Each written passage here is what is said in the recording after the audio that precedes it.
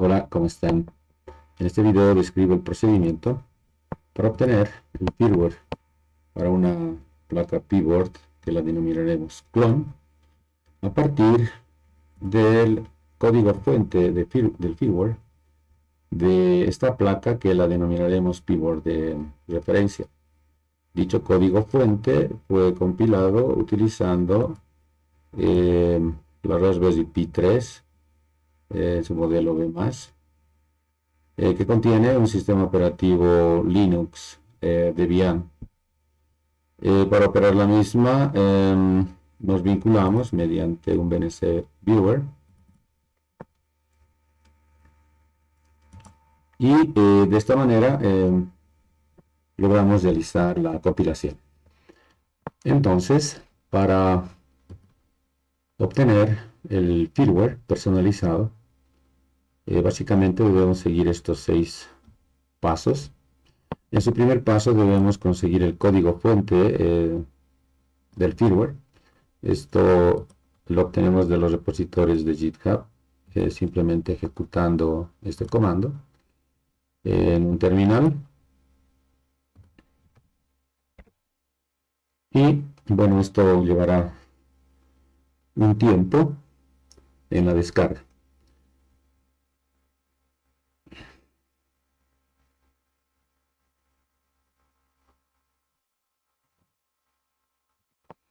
Bien, terminada la descarga, observamos que ya ha descargado este código fuente en esta carpeta. Entonces ya disponemos del código fuente del firmware. Pero debemos verificar que existan dos archivos, en particular esta placa, la P-Board en su versión B10, existan en el código descargado, puesto que estos contienen los archivos que deben ser modificados para la reasignación del conexionado de los microcontroladores hacia los periféricos. Entonces, aquí observamos que sí, evidentemente estos dos archivos existen, que debemos editarlos para reasignar este conexionado. Bueno, con eso ya hemos terminado este primer paso. Partimos ahora hacia un segundo paso. Bien, en el paso 2 debemos conseguir los esquemas electrónicos de ambas placas. Y tenemos acá ya el esquema de la placa de referencia. Y acá tenemos el esquema de la placa clon, que nos describe el conexionado de los microcontroladores hacia sus periféricos. Entonces el trabajo consiste en verificar que este conexionado sean los mismos en ambas. Y aquellas que no sean, entonces debemos tomar nota para poderlos cambiar en los archivos que describen esta conexión. Aquí, por ejemplo, podemos ver que la placa es todas estas están conectadas a un mismo pin del microcontrolador. No hay nada que cambiar. Pero en este caso, el SDIO SV está conectado al PA8. Y en este caso, el SDIO SV podemos observar que está acá, está conectado a un PC3. Entonces, en el archivo debemos cambiar el PA8 por el PC3. Básicamente ese es el trabajo que debemos realizar. Lo mismo, aquí podemos observar que en el acelerómetro todos están en el mismo terminal del microcontrolador, pero observamos que este terminal, el MMA int, está conectado al PB2 en la placa de referencia y aquí podemos observar que el MMA int está conectado en el PB8. Entonces otro cambio que debemos realizar, el PB2 cambiarlo por el PB8. También debemos observar que los LEDs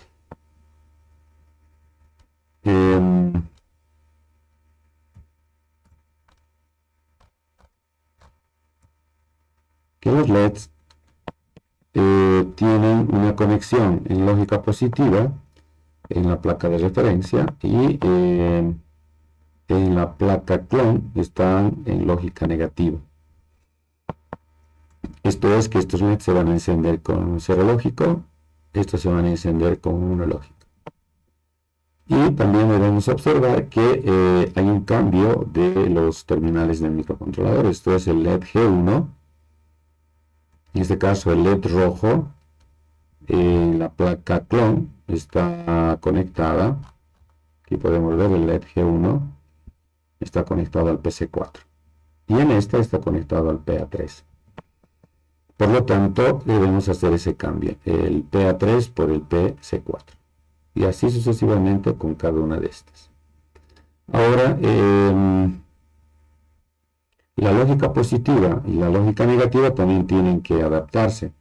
Esto en la edición del archivo nos va a indicar con qué lógica están trabajando y debemos hacer el cambio respectivo.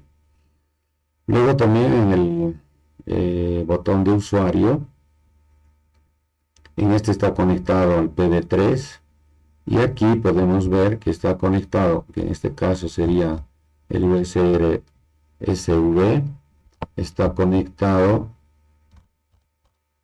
al PA13. Entonces otro cambio que hay que hacer. Entonces el PB3 por el PA13. Entonces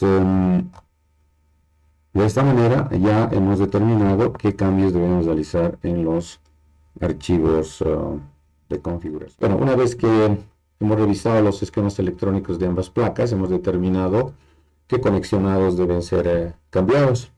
De esta manera debemos editar los archivos de asignación de pines, que son estos. Entonces, aquí podemos observar que el botón de usuario, que estaba conectado al pin B3 de la tarjeta de referencia, debe ser conectado al pin A13. Lo mismo para el SD card. El pin A8 debe conectarse al pin C13. Para los LEDs también hemos visto de que el pin A13 debe ser cambiado por el pin C4 y así sucesivamente para los restantes. También algo importante acá es que el LED se va a encender cuando se aplique un estado lógico bajo. Eso es algo que también debe cambiarse porque originalmente aquí viene high y aquí viene el low. Bueno, con estos cambios y además este archivo también cambiarse estas conexiones que ya están indicadas en el anterior archivo. Aquí hay una variante que sería esta que no aparece en el anterior, que debe realizarse también ese cambio para el acelerómetro. Entonces, una vez que ya tenemos estos archivos editados, pasamos ya a la compilación. Pero antes debemos obtener algunas herramientas para realizar esta tarea. Previamente debemos ingresar a esta carpeta donde se encuentra el código fuente para poder obtener un compilador de referencia cruzada. Entonces acá ingresando esta carpeta observamos que tenemos aquí un archivo makefile. Tenemos un readme también que nos va a obtener, que nos va a orientar en la compilación. Pero simplemente si nosotros ejecutamos este comando,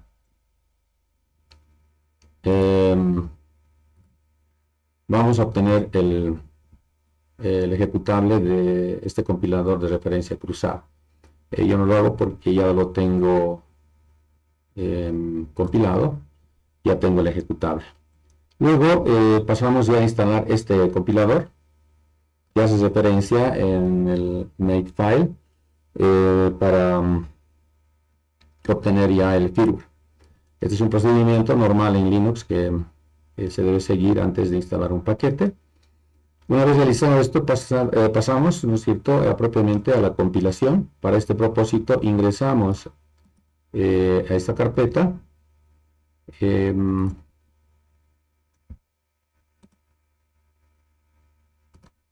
como observarán, estas referencias están dados a partir de la raíz.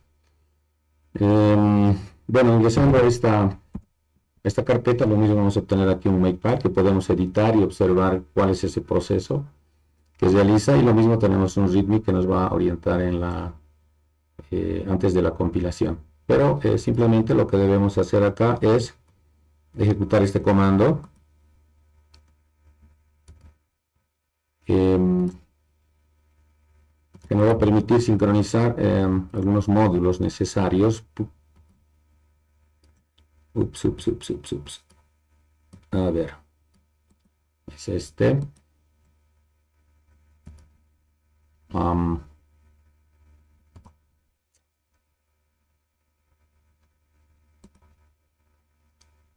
¿Qué sería este? Entonces, una vez ejecutado, va a hacer la sincronización, pero en vista de que yo ya realicé esta tarea es mucho más rápida. Normalmente esto tarda un poco, y posteriormente pasamos ya a ejecutar el comando que nos va a permitir la obtención ya del firmware. Esto seguramente va a demorar, va a tomar su tiempo. Entonces, de esta manera ya inicia la compilación. Esto seguramente va a demorar tiempo. Bueno, acá sí, como ya había compilado, ese trabajo ya ha sido más rápido, indicando de que tenemos aquí el archivo hex y el archivo dfu. Entonces, de esta manera ya tenemos los dos archivos. Bien, por último, procedemos a la carga del firmware, para lo cual vamos a necesitar instalar este programa, el dfutil. Lo realizamos mediante este comando. Yo ya lo tengo instalado. Paso siguiente, debemos ingresar en esta carpeta y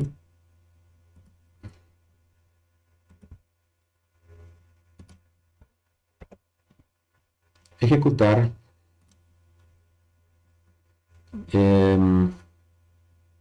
este comando.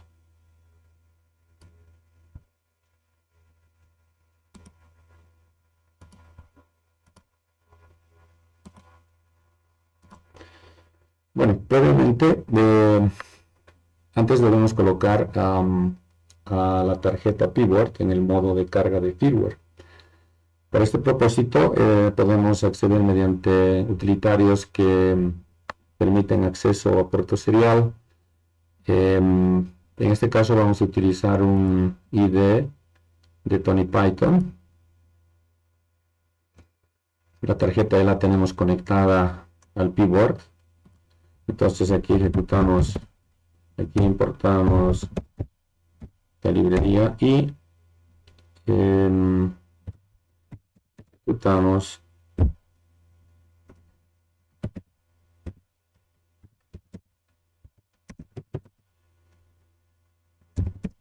este comando. Bueno, aquí el IDE nos indica de que ya no tiene problemas para poder reconocer, puesto que la placa se ha puesto en modo de carga de firmware. Esto es necesario para que, digamos, este comando, ¿no es cierto?, pueda realizar la carga del firmware. Entonces damos un enter y luego vemos aquí que ya se va cargando el firmware a la placa. Esto es lo que debería aparecer. Esto va a demorar un tiempo.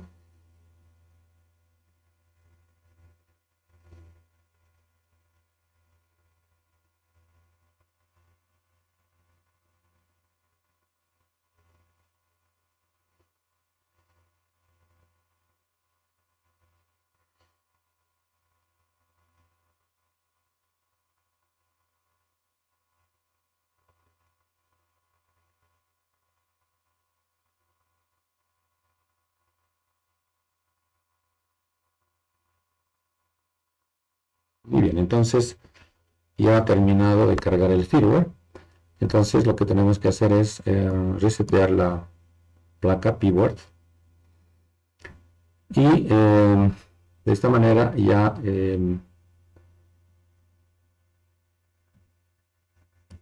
tendríamos a la placa en operación normal. Como aquí vemos, ya tenemos montada la tarjeta. ¿Sí? Entonces Vamos a entrar al IDE de Tony Python.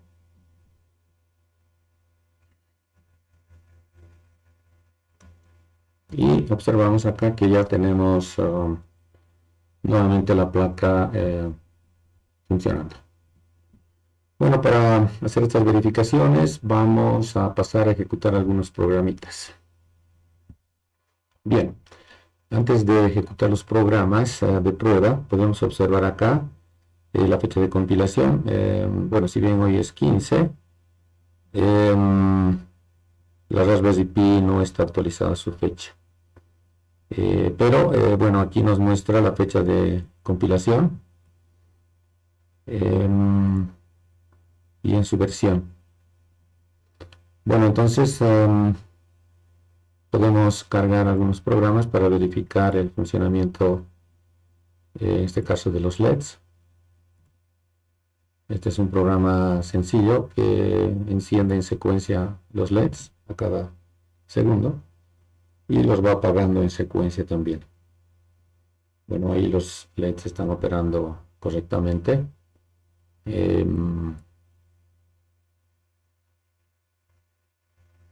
Luego podemos verificar el acelerómetro.